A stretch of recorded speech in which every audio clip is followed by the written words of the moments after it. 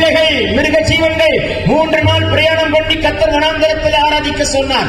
இதுதான் பார்வோனின் ஆவியினுடைய தடைப்படுகிற ஆவி. புருஷன் ஜெபித்தால் மனைவி ஜெபிக்கிறதில்லை, மனைவி ஜெபித்தால் புருஷன் ஜெபிக்கிறதில்லை, ரெண்டும் ஜெபித்தால் பிள்ளைகள் ஜெபிக்கிறதில்லை, ஒரு பிள்ளை ஜெபித்தால் இன்னொரு பிள்ளை ஜெபிக்கிறதில்லை. இப்படிதான் பார்வோனுடைய ஆவி.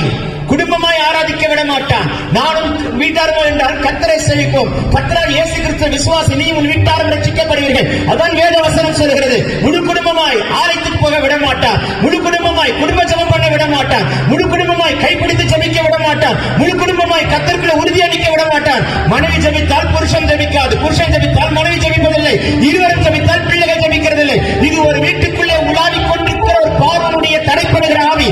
இயேசுவின் நாமத்தில் இந்த ராத்திரி அந்த